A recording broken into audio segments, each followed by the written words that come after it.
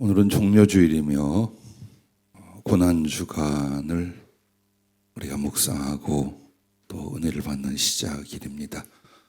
그래서 종려주일에 관한 말씀보다는 고난주간에 모여 예배하고 기도하기가 어려우므로 고난주간에 관한 말씀을 주님 앞에 받았습니다. 마태복음 27장 45절부터 54절까지입니다. 함께 봉독하도록 하겠습니다. 제6시로부터 온 땅에 어둠이 임하여 제9시까지 계속되더니 제9시쯤에 예수께서 크게 소리질러 이르시되 엘리 엘리 라마 사박다니 하시니 이는 곧 나의 하나님 어찌하여 나를 버리셨나이까 하는 뜻이라. 거기 섰던 자 중 어떤 이들이 듣고 이르되 이 사람이 엘리야를 부른다 하고 그 중에 한 사람이 곧 달려가서 해면을 가져다가 신 포도주에 적시어 갈대에 꿰어 마시게 하거늘 그 남은 사람들이 이르되 가만두라 엘리야가 와서 그를 구원하나 보자 하더라. 예수께서 다시 크게 소리 지르시고 영혼이 떠나시니라. 이에 성소 휘장이 위로부터 아래까지 찢어져 둘이 되고 땅이 진동하며 바위가 터지고 무덤들이 열리며 자던 성도의 몸이 많이 일어나되 예수의 부활 후에 그들이 무덤에서 나와서 거룩한 성에 들어가 많은 사람에게 보이니라. 백부장과 및 함께 예수를 지키던 자들이 지진과 그 일어난 일들을 보고 심히 두려워하여 이르되 이는 진실로 하나님의 아들이었도다 하더라. 아멘. 완전한 죽음, 완전한 생명이라는 제목을 주셨습니다. 오늘 본문 말씀은 주님 고난주간에 받으신 고난의 일부를 보여주고 있습니다. 근데 여기서 보면 예수 그리스도의 고난과 그리고 당신의 우리를 위한 희생의 끝은 죽음으로 나옵니다. 그리고 우리 주님은 세 가지적 완전한 죽음으로 말미암아 오늘 우리들에게 완전한 구속과 생명을 주셨습니다.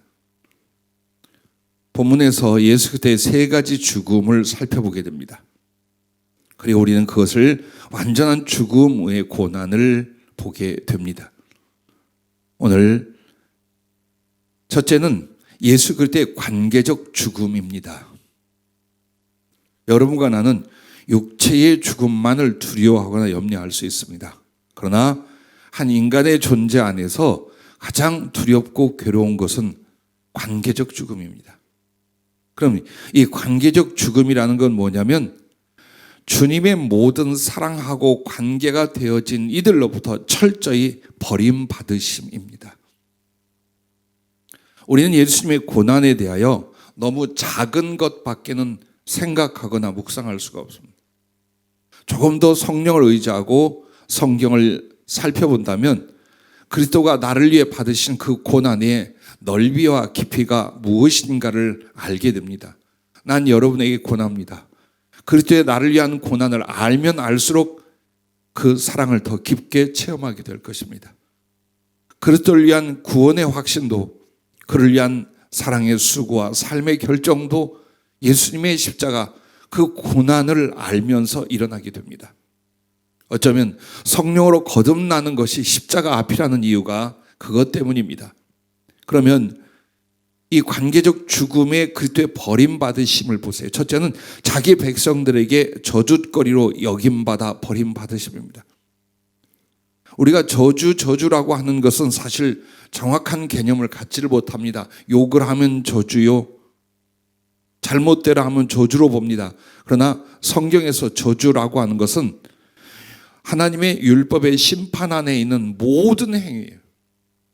한마디로 이 저주거리로 여긴다라는 것은 아주 악하고 더러운 존재로 절대로 하나님의 은혜를 입을 수 없는 진노와 심판을 받을 존재라는 뜻이에요. 그런데 누가 그렇게 했느냐? 바로 찾아온 유대인들은 요한복음 1장 11절부터 12절에 보면 자기 땅에 오매 자기 백성이 영접지 아니하였으나 이렇게 말합니다. 주님은 상관없는 사람들을 찾아오셨던 것이 아니라 자기 백성, 자기의 모든 사랑과 영광을 주신 자기 백성들을 찾아오셨습니다. 그러나 영접하기는커녕 바로 예수 그리스도를 향하여 돌을 던지고 침뱉고 나아가 십자가에 못 박아 죽여 없애라고 발악을 하게 됩니다. 한마디로 무지하고 간사하고 악한 그들의 기질로 인하여 자기의 하나님을 없애버리려고 하는 그런 태도와 자세를 갖게 됩니다. 주님 예루살렘에 들어올 때 얼마나 많은 사람들이 호산나 찬송하며 주님 앞에 영광을 돌리고 같이 했는지 모릅니다. 그러나 며칠 뒤에 그들은 돌변하여 예수 그리스도를 십자가에 못 박아 죽여 없애라고 소리를 지르며 폭동을 일으키게 됩니다. 두 번째는 사랑하는 제자들에게마저 배반당하여 버림받으심입니다. 여러분은 느낄 것입니다. 사랑하는 이에게 오해만 일어나도 죽을 것 같고 모든 행복과 기쁨이 사라지는 것을 경험합니다. 예수님이 하늘에서 땅에 내려오셔서 오직 의지하고 동행했던 이들은 그의 제자들이었습니다. 주님은 제자나 종으로 여기지 않았습니다. 친구였고 자기 자신이었습니다. 모든 사랑과 희생 그리고 약속을 그들에게 다 부어주셨습니다. 그러나 목숨이 위태로워지자 제자들은 예수 그리스도를 저버리고 다 도망가며 특별히 가룟 유다는 은 30에 예수님을 팔아 넘기게 됩니다. 그리고 지옥에 던져지게 됩니다. 사실 그 당시 주님이 당했던 고통과 십자가보다 더 아픈 건 모든 사랑의 기대와 희생을 통하여 우리를 선택하셨습니다. 그런데 우리의 신앙생활이라는 건 수천 수만 번 반복적으로 선악과를 택하는 배반을 계속하며 갑니다. 얼마나 비열한지, 얼마나 이기적인지, 얼마나 잘 뒤집어지는지, 얼마나 많은 죄를 범하는지 사실은 지금도 끊임없이 주님은 사랑의 배반을 당하고 계시다라고 우리는 인정해야 할 것입니다. 세 번째는 영원히 하나이신 성부께마저 진노받아 버림받으심입니다. 그렇습니다. 자기 백성들에게 버림을 받고 사랑하는 제자들마저 배반하여 떠나갔을지라도 아버지 하나님과 주님은 영원전부터 하나이셨습니다. 영광도 하나, 존재도 하나, 사랑도 하나, 소망도 하나였습니다. 성부, 성자, 성령, 삼위 하나님은 영원전부터 영원 끝까지 구별은 되시나 나뉘지 않습니다. 갈라지거나 돌아서거나 나누어지질 않습니다. 그러나 단 한 번은 그렇게 해야 했습니다. 그것이 바로 예수께서 우리를 위하여 죄악의 값으로 희생의 양으로 오셨을 때에 하나님의 모든 심판과 율법의 저주를 부을 대상은 여러분과 나였는데 예수님께로 돌려졌습니다. 그리고 그 심판을 집행하는 이는 하나님이십니다. 성부 하나님이십니다. 그러므로 예수 그리스도와 아버지가 동일한 하나로서 계셔서는 안 됩니다. 떨쳐야 했습니다. 당신과 분리되셔야 했습니다.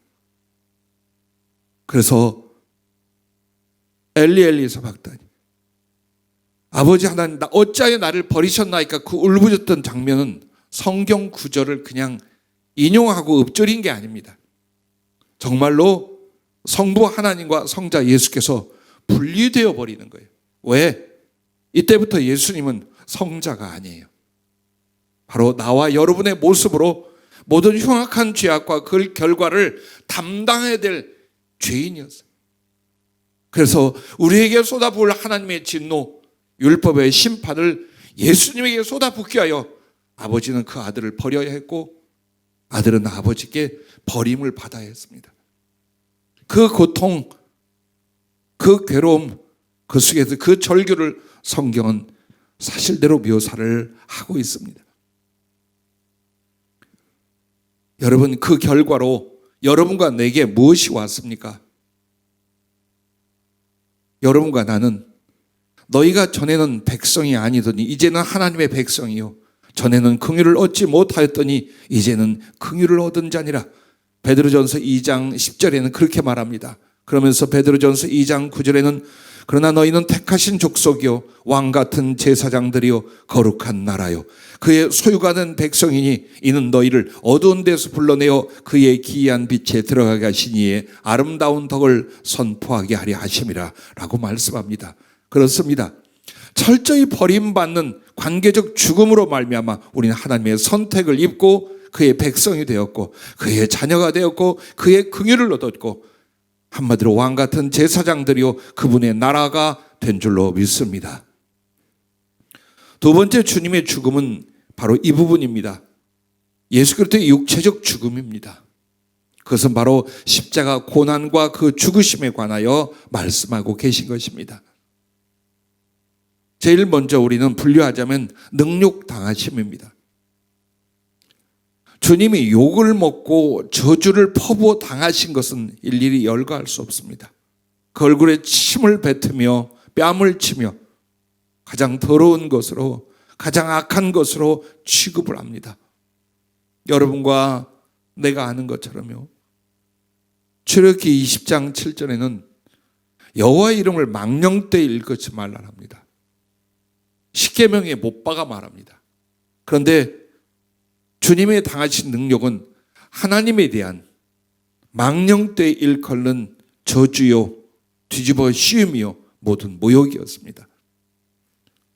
여러분, 우리가 어찌하여 주 예수 그리스도의 능력 당하심을 보아야 합니까? 그것은 우리가 당해야 할 것이었습니다. 그래서 구원을 성경은 다른 표현으로 수치를 당하지 않게 한다라고 나옵니다. 우리에 대한 죄속함과 구원을 수치를 당하지 않게 한다라는 말이에요. 그 말은 어떤 형용할 수 없는 고통들 속에 가장 고통스러운 게 뭐냐? 인격이 완전히 짓밟히는 모욕들, 능력들이 지옥에서 영원히 있다라는 것입니다. 그래서 히브리서 10장 29절에 보면 하나님에 대하여 그 능욕하는 그 모습을 이렇게 표현합니다. 하물며 하나님의 아들을 짓밟고 자기를 거룩하게 한 언약의 피를 부정한 것으로 여기고 은혜의 성령을 욕되게 하는 자가 당연히 받을 형벌은 얼마나 더 무겁겠느냐라고 말합니다. 예수 그리스도의 피를 부정한 것으로 여기고 은혜의 성령을 욕되게 하고 이런 말들과 똑같은 것이었습니다. 두 번째는 고통당하심입니다. 여러분은 오랜 세월 교회를 다니고 또 고난주간을 통하여 말씀을 듣고 기억들을 하실 것입니다. 그러나 예수 그리스도가 자기의 지체 전체에 어떤 고통을 당하셨는가를 여러분이 하나하나 기억하여야 합니다. 내 몸을 들여다볼 때마다 내 존재를 생각할 때마다 이것은 예수 그리스도의 고통당하심으로 살에 찢기고 피를 쏟아내며 한 인간이 감당하지 못할 괴로움을 당하심으로 내가 존재하고 내가 은혜 받고 내가 살아가고 있음을 여러분 비교할 수 있어야 됩니다. 은혜는 깨닫는 데 있습니다. 아무리 예수 그리스도의 고난과 죽으심에 관하여도 여러분 머리와 가슴에 없다면 여러분은 그분의 고난과 그리 상관이 없습니다. 그러므로 고난 주간에 난 여러분들에게 예수 그리스도의 마태복음 26장 27장을 통한 그의 죽으심 과정까지 6일 동안 묵상할 수 있는 본문을 정하여 올려드렸습니다. 그것은 성경 본문 몇 절을 읽어보라는 것이 아닙니다. 상상해보라는 겁니다. 거기에 관하여 끊임없이 깊게 성령을 의지하여 채찍 맞으심이란 하나의 단어만이라도 마리아의 향유 붓는 그 과정만이라도 온종일 한번 생각해보세요. 무엇이었는지, 어떤 장면이었는지, 어떤 상황이었는지, 어떤 가슴이었는지, 거기에 대해 주님은 어떤 마음이었으며 왜 그렇게 하셨으며. 그래서 사실 예수 믿는 사람은요, 성경 전체를 기억해야 합니다. 그러나 절대로 잊지 말고 항상 가슴에 남아있어야 할 건 그때 고난의 장면들입니다. 그게 없으면 그때의 희생의 사랑 모릅니다. 안 느껴집니다. 성령의 감동도 그 말씀의 지식을 근거하여 여러분한테 부어지게 되어 있습니다. 그러므로 여러분 한 줄, 한 장면이라도 깊게 들어가 보여달라고 하십시오. 느끼고 깨닫게 해달라고 하십시오. 그리고 거기에 대해서 나를 적용해 보십시오. 고난주간 모여 함께 예배하고 기도하지 못하지만 여러분의 처소가 예배당이 되고 또 기도의 굴이 될 수 있기를 바랍니다. 간단히 한번 주님 몸을 살펴보십시오. 머리부터 발끝까지예요. 주님 머리에 당하신 그 고통은 뭔가? 뺨을 맞습니다. 그리고 얼마나 주먹으로 예수님을 때렸는지 모릅니다. 주의 얼굴을 보았을 때에 형상이 없어요. 눈이 찢어져 붓고 치아가 부서지고 입술이 찢어지고 그리고 얼굴 전체가 일그러져 있어요. 그만큼 얼굴을 집중적으로 때립니다. 그리고 수백 개 가시로 그 머리에 박고 몽치로 주님 머리를 얼마나 가격을 했는지 모릅니다. 가장 큰 모욕이며 가장 집중적인 사단의 공격이었습니다. 예수 그리스도가 체포되신부터 사단에게 넘겨진 바 되었답니다. 그리고 지옥의 시작은 거기서부터였어요. 지옥의 본격적 부어짐은 십자가이었다면 지옥의 시작은, 그리고 사단에게 넘겨져서 그가 고통을 주고 그가 유린하는 것은 어디서부터냐? 체포되면서부터예요. 그래서 유별나게 예수님의 머리 부분을 공격하는 건, 머리는 하나님의 영광이에요. 하나님의 본분과 신분을 나타내는 부분이에요. 그냥 두들겨 패는 게 아니라 아주 그냥 죽이려 하고 없애려 하고 모욕하게 하여 예수님의 얼굴과 머리가 가장 집중적으로 고통을 당하고 맞게 됩니다. 그리고 손은요, 주님이 십자가에 못 박힐 때의 손을 한번 보여준 적이 있는데 손에 저항이 없어요. 왜 그런가 했더니 체포되시면서부터 예수님의 손가락을 전부 다 그 뼈를 비틀었어요. 그래서 마디마디 관절을 다 비틀어 놓아 저항하지 못하고 도망하지 못하도록 그렇게 놓았어요. 그리고 결국에는 창날 같은 쐐기로 십자가의 못을 박아 놓았습니다. 주님의 발을 보십시오. 가장 집중적으로 고난을 당하는 것이 십자가를 지고 비아돌로사 길을 갈 때에 주님을 미워하는 자들이 거기에 깔아놓았던 깨진 유리, 사기, 날카로운 돌과 가시들이었습니다. 그 먼 길을 자기 몸무게의 2배나 되는 십자가를 지고 거기를 밟아가셨어요. 주기철 목사님이 송판에 박아놓은 그 못 위를 걸어가신 것처럼 주님은 그 발의 모든 살점이 찢겨나가고 인대와 힘줄이 끊어지고 뼈가 부서져 나가기 시작했어요. 십자가를 지고 가지 못한 이유가 바로 서 있을 수 없을 만큼 발바닥과 그리고 종아리까지 전체 살이 다 찢겨 나갔어요. 그리고 그 뼈만 남은 발을 십자가에 모아서 다시 쐐기로 못을 박아 꺾어 놓았습니다. 그리고 주님의 등허리를 보십시오. 성경은 간단하게 채찍에 맞으시더라라고 나와 있어요. 피부가 부푸는 채찍질이 아니에요. 갈고리가 달린 12가닥의 가죽 채찍, 그리고 끝에는 쇠 갈고리가 달려 있어서 한 번씩 맞을 때마다 예수님의 살점이 손바닥만하게 찍혀서 찢겨 나오는 걸 보았어요. 모든 핏줄들이 찢겨 나가고 주님의 머리 밑 목서부터 등허리, 옆구리, 허리까지 살점이 하나도 남지 않고 다 뜯겨져 나갔습니다.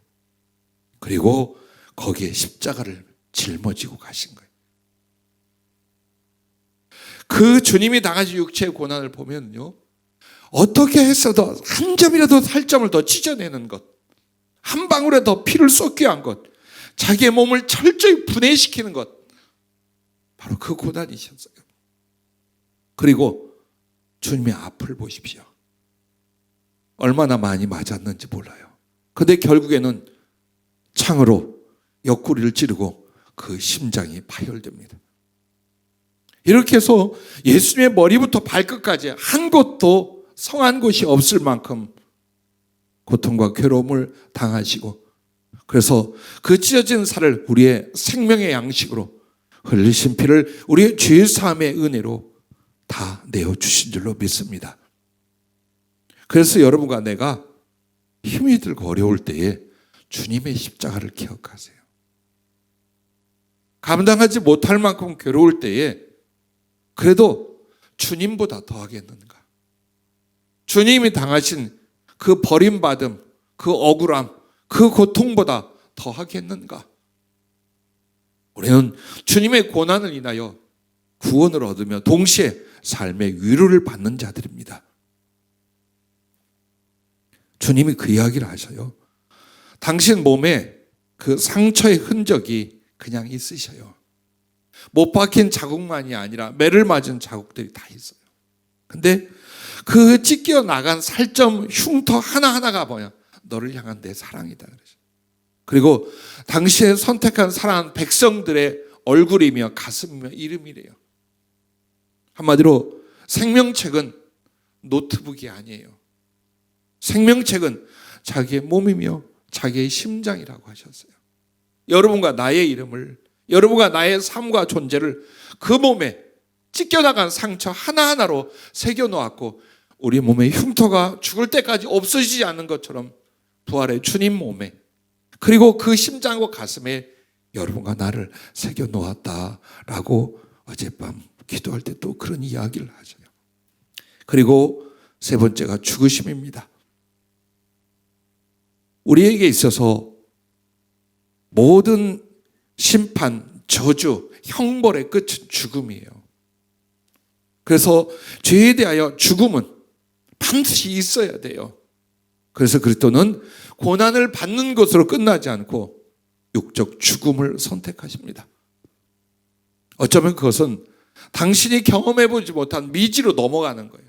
죽어서 부활하지 못할 수도 있어요. 죽은 뒤에 어떻게 될지도 몰라요.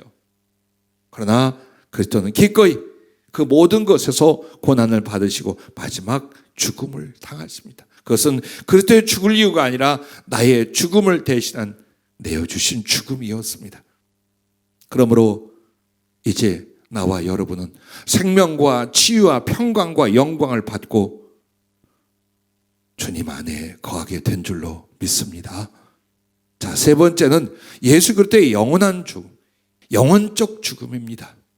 그것은 산채로 지옥을 당하신 일입니다. 많은 사람들은 그리스도가 지옥에 던져졌던 일이 성경 어디에 있느냐? 그럼 여러분에게 묻습니다.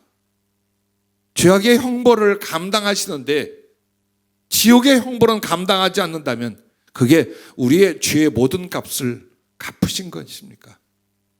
육적으로 고통받고 당하고 육적인 죽음만을 당해가지고 지옥 영원한 형벌을 받을 것을 대신할 수 있습니까? 그렇지 않아요. 그래서 실제로 우리는 전혀 상상도 짐작도 하지 못하는 것이 뭐냐?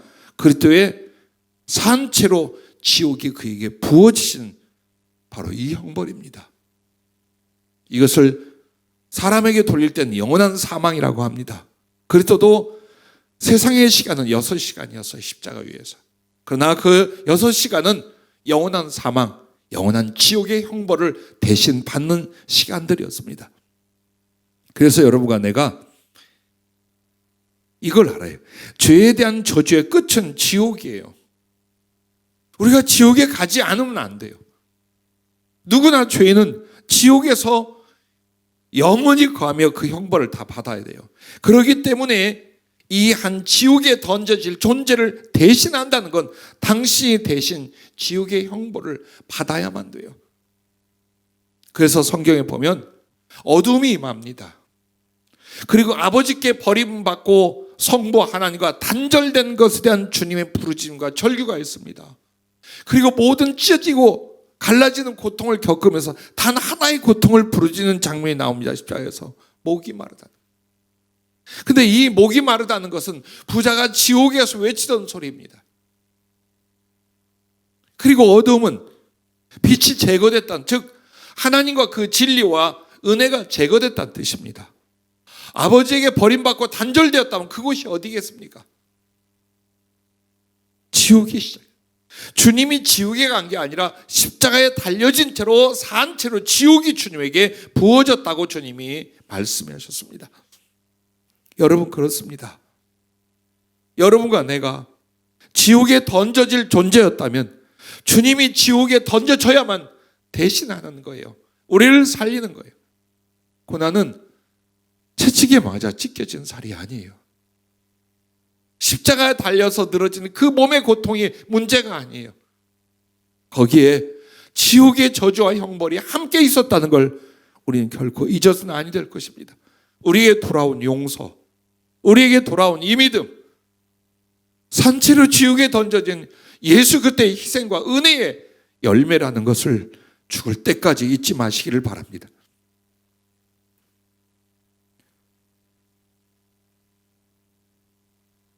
왜 주님이 산채로 십자가 위에서 형벌을 받아야 되느냐?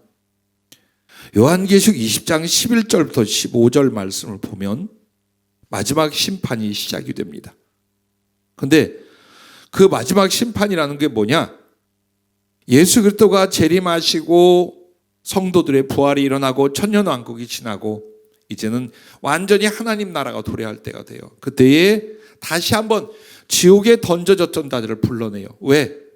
살아생전 지은 죄와 지옥에 머물면서 저질렀던 모든 악과 죄를 다시 심판합니다. 그리고 사람은 영이 아니라 몸과 영혼이 함께 있기 때문에 다시 몸과 영을 합쳐놓습니다. 여러분이 부활의 몸은 영혼과 신령한 몸으로 부활해서 하나로 합쳐진 사람이에요. 그처럼 지옥에 던져진 사람들도 다시 한번 그들에게 몸을 줍니다. 성경은 그렇게 말합니다. 그렇게 해서 산채로 지옥에 던져지게 됩니다. 이것이 죄인인 인류의 종말이에요. 그렇기 때문에 그리스도가 영으로 지옥을 고통을 당한 게 아니라 산채로 지옥 형벌을 십자가 위에서 당하신 것인 줄로 믿으시기를 바랍니다. 그러면 하나 물었어요. 영으로 우리가 지옥에 던져져 있을 때와 몸을 다시 입혀서 지옥의 형벌을 받을 때의 차이가 무엇입니까? 세상에 어떤 걸로 표현할 수가 없어요. 그냥 수천만 배의 고통을 당한다라고 하는데 이런 표현 하나 주세요. 여러분이 꿈을 꾸실 때에 꿈속에서 실제를 경험하잖아요. 낭떠러지에 떨어진다든지 버림을 받는다든지 뭐 차에 들이받친다든지 올 때에 그 공포와 고통이 실제 같잖아요. 그러나 실제 같으나 어때요? 그렇게 크고 괴롭고 죽음에 이르진 않아요. 하지만 몸을 입고 실제로 그걸 당하면 어떻습니까?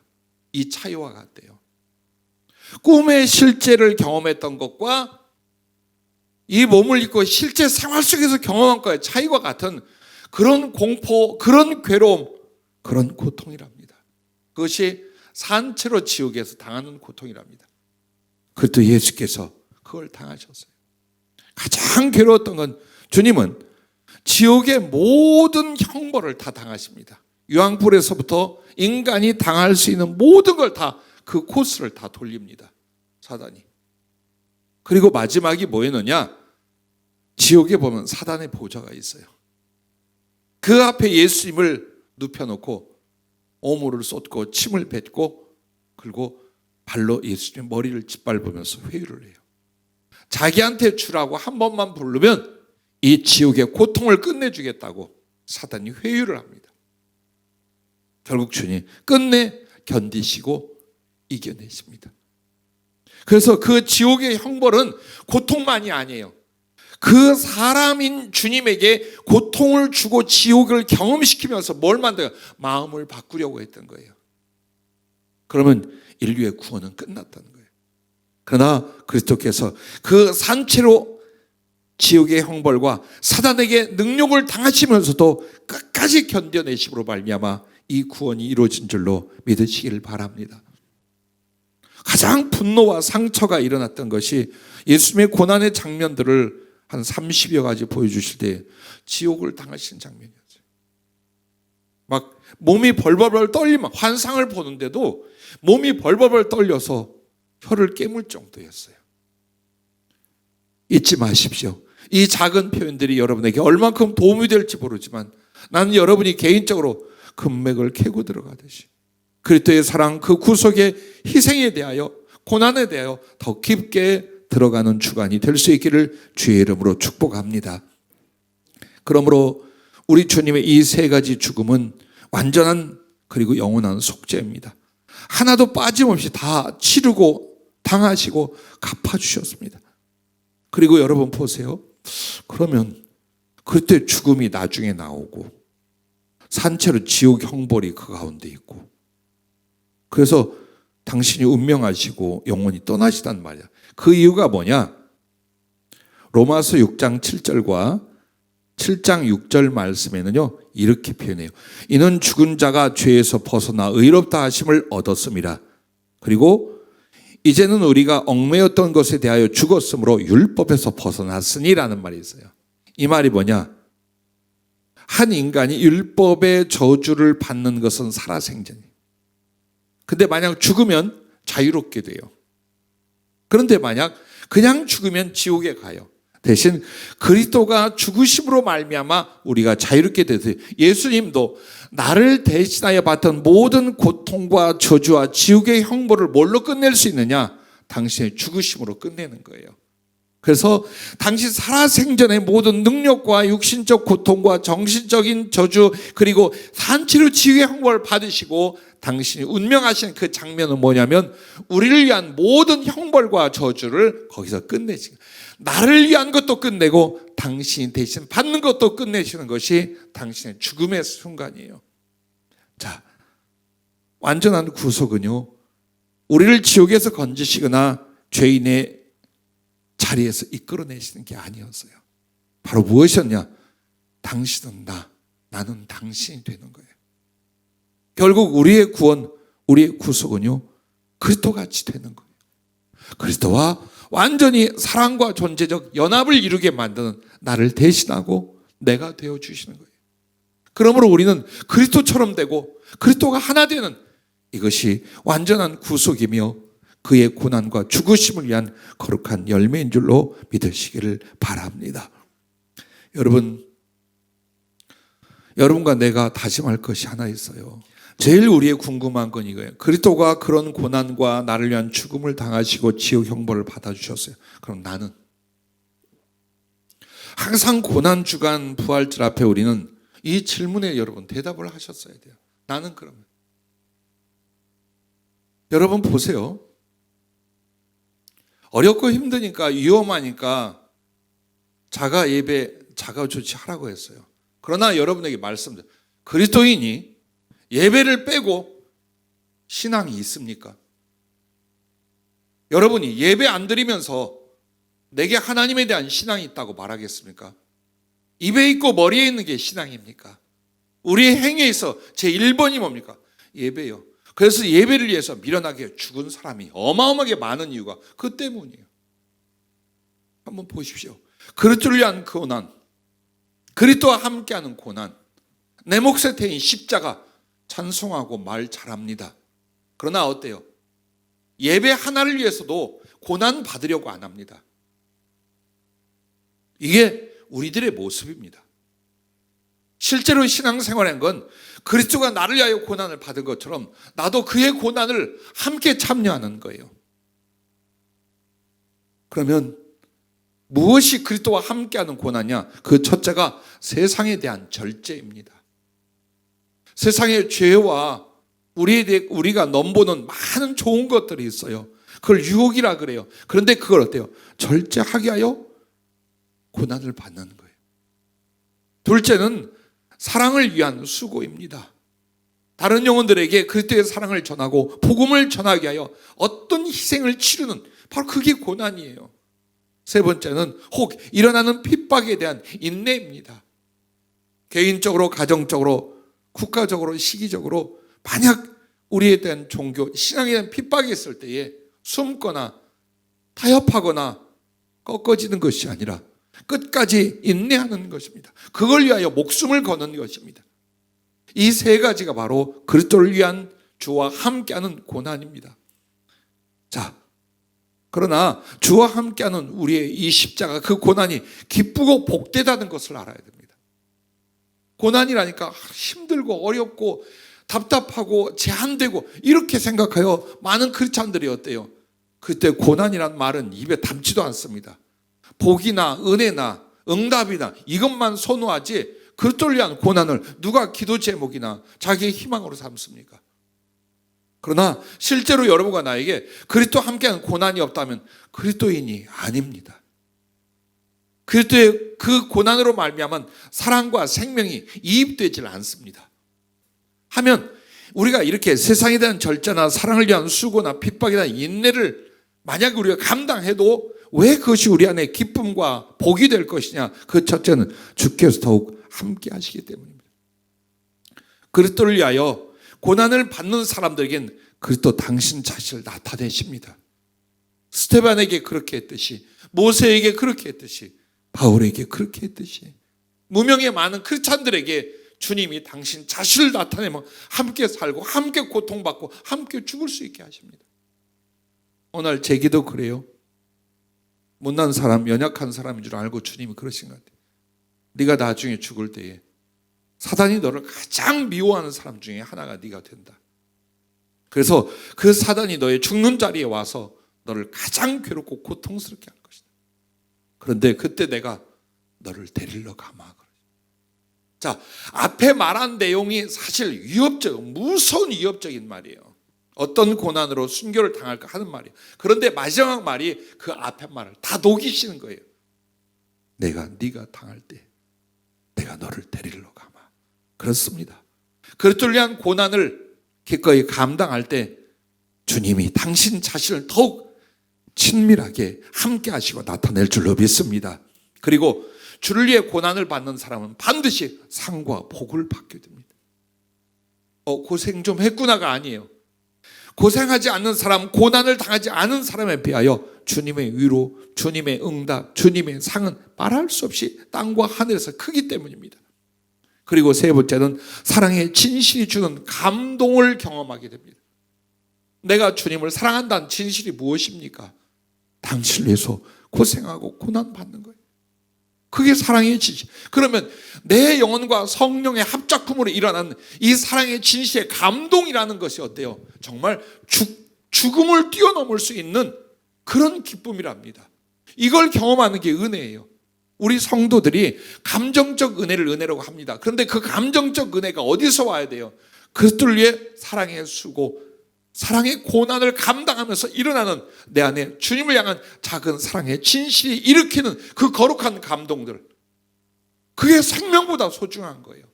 그걸 이루고 그것을 누리고 그것을 간직하여 주님께 가려고 한다면 그리스도를 위해서 우리가 받는 절제니 수고니 인내와 희생인 일을 두려워하지 않게 될 줄로 믿습니다. 오늘 여러분, 어차피 여러분과 나도 죽음을 맞게 됩니다. 관계를 잃어버린다 해도, 육신적인 고난을 당한다 해도 그것을 위한 것이 될 수 있기를 주의 이름으로 축복합니다.